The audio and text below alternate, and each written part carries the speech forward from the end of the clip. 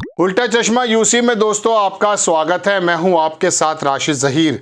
Bharatiya Janata party की मुश्किलें इतनी बढ़ती जा रही हैं कि आप हरियाणा से अगर चलेंगे तो पंजाब तक में भी उसकी बानगी आपको नज़र आएगी। नेताओं की नाराज़गी तो बात अलग है, नेता जहां जहां जा रहे हैं वहां लोग उनको धकिया रहे हैं।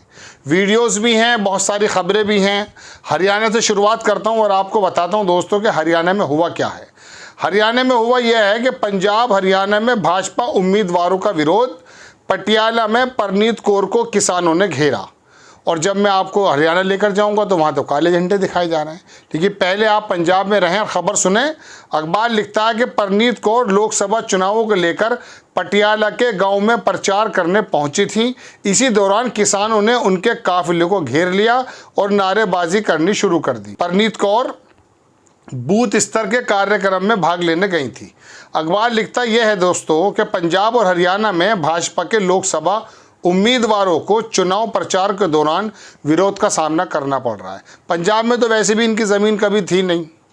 अकाली दल के साथ मिलकर 4 लोकसभा सीटें जीती थीं, जो अब की बार 0 मिलने का आसार है। ज़्यादा से ज़्यादा अकाली दल के सुखबीर सिंह फिरोजपुर से जीत सकते हैं, अलावा 3 सीटों का नुकसान है। हरियाणा में भी स्थिति ऐसी है। आप देखें, अखबार लिखता है कि पंजाब के पूर्व सीएम कैप्टन अमरिंदर सिंह की पत्नी और पटियाला से भाजपा उम्मीदवार परनीत कौर को रविवार को किसानों के विरोध का सामना करना पड़ा। राजा साहब कहलाते थे कैप्टन साहब, राजा साहब। आज हालात ये हैं कि अपनी जगह पर विरोध का सामना करना पड़ रहा है। परनीत कौर लोकसभा चुनाव को लेकर पटियाला के गांव में प्रचार करने पहुंची थी। इसी दौरान किसानों ने उनके काफिलों को घेर लिया और नारेबाजी शुरू कर दी। परनीत कौर बूथ स्तर के कार्यक्रम में भाग लेने आई थी। क्रांतिकारी किसान यूनियन, भारतीय किसान यूनियन, बहुत सारे ये संगठन हैं, यहाँ पर इन्होंने आकर के इनको नारे लगाने शुरू कर दिए। ये वही जगह है जहाँ प्रधानमंत्री जी कह रहे थे कि अपने सीएम से कहना बचकर जा रहा हूँ। हैरत की बात है, प्रधानमंत्री के मुंह से शब्द ऐसे निकले हैं। आगे अखबार लिखता है कि किसानों का आरोप है कि केंद्र की बीजेपी सरकार ने दिल्ली आंदोलन के दौरान किसानों की मानी गई मांगों को पूरा करने की बजाय किसानों को जख्मों पर नमक छिड़कना शुरू कर दिया है। परनीत कौर पुलिस की बैरिकेडिंग के आगे किसान के विरोध के बावजूद पैदल ही पैलेस तक पहुंची। काफ़ी बड़ा महल है वहाँ कैप्टन साहब का। भाजपा प्रत्याशी परनीत कौर ने कहा कि लोकतंत्र, चलिए तो उनका बड़प्पन है, इन्होंने कहा कि कोई दिक्कत नहीं, लोकतंत्र में सब ऐसा करते हैं। अब ज़रा सा आप आ जाइए हरियाणा। हरियाणा के अंदर ये आपको मैं दिखा नहीं सकता, दैनिक भास्कर ने छापा है। वीडियो के अंदर नेताजी आ रहे हैं गले के अंदर माला डाल करके, लेकिन वहाँ उनको काले झंडे दिखाए जा रहे हैं और नारेबाजी हो रही है। अरविंद शर्मा को दिखाए काले झंडे। रोहतक में बीजेपी उम्मीदवार का विरोध, बंद करना पड़ा भाषण। कार्यक्रम में जमकर हंगामा। अखबार लिखता है दोस्तों कि रोहतक में भाजपा के उम्मीदवार डॉक्टर अरविंद शर्मा को जमकर विरोध हुआ। इसी दौरान किसानों ने अरविंद शर्मा को काले झंडे दिखाए, जिस कारण उन्हें अपना भाषण बीच में छोड़कर जाना ही पड़ा। वहीं कार्यक्रम के दौरान विरोध कर रहे किसानों और भाजपा समर्थकों में जमकर हंगामा भी हुआ।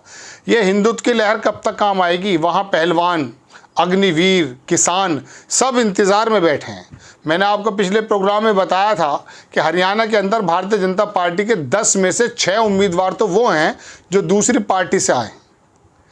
कभी जिंदल साहब को टिकट मिल जाता है एक दिन पहले, कभी दूसरे बंदे को मिल जाता है। हालात साजगार नहीं हैं।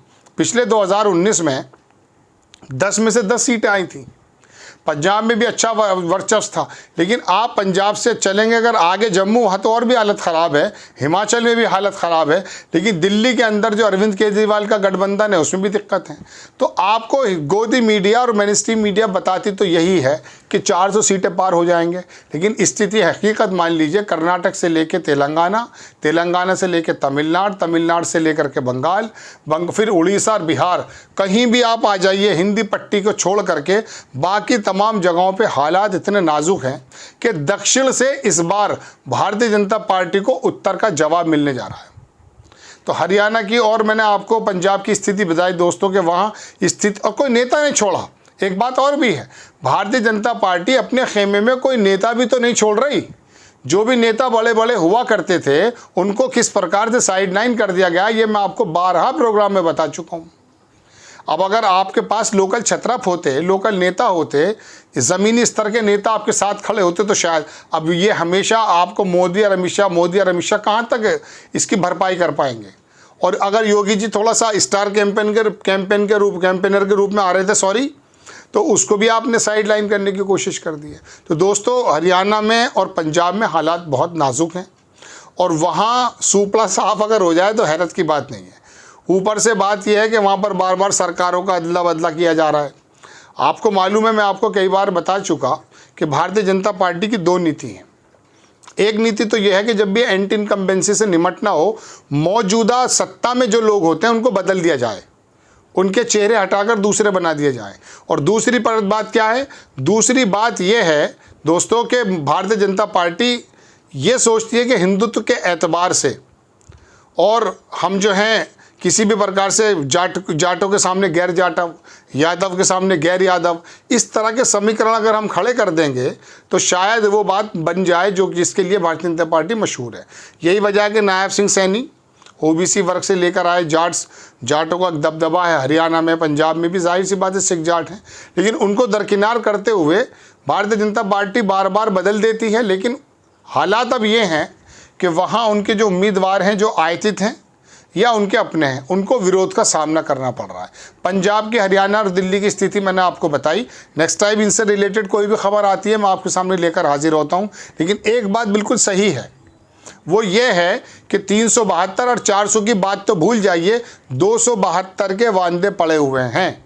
आपको खबर कैसी लगी अपनी राय कमेंट्स बॉक्स में ज़रूर दीजिएगा। चैनल को सब्सक्राइब कीजिएगा, शेयर कीजिएगा। नेक्स्ट टाइम में किसी खबर के साथ हाजिर हो जाता हूँ। जय हिंद।